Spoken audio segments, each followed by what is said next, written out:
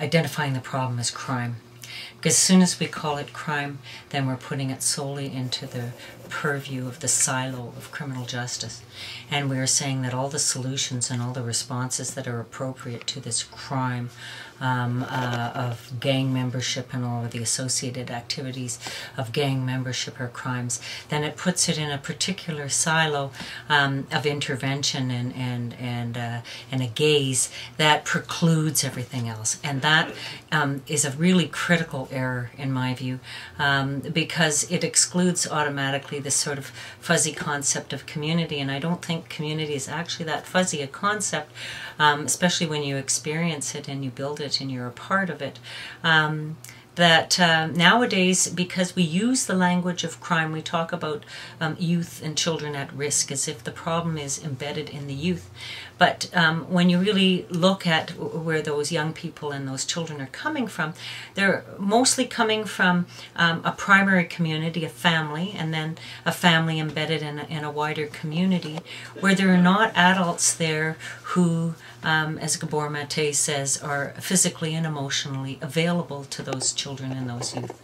In other words, that we now live in families and communities in a society where the socioeconomic situation, especially in places like the Lower Mainland and Vancouver, if you ever want to own a house, if you ever want to be able to pay your bills, it requires two people to work. And so more and more so, the actual sort of center, the family, the children's and the children and the youth are being left to the side. So I think that what we do is we're starting to see the fruits of that. We're starting to see the symptoms of that. And now we're calling them children at risk or youth at risk, rather than children and youth who are not living in environments where they're emotionally and physically available adults in their lives.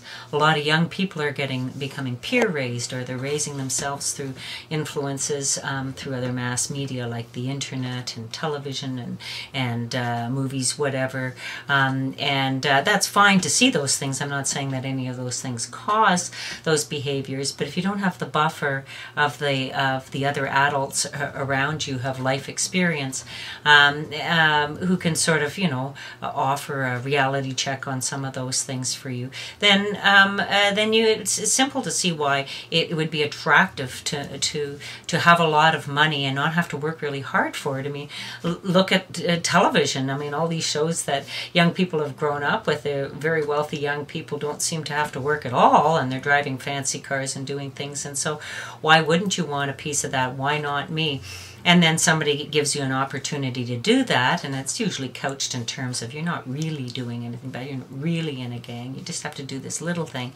And, you know, given that even now it's difficult for a young person to find a job at all, the temptations are there. And if you blend into that, physically and maybe quasi or on a surface emotionally available young adult or a person who's acting in that role, who's actually involved in that gang culture, then you can see why young people would be attracted to that.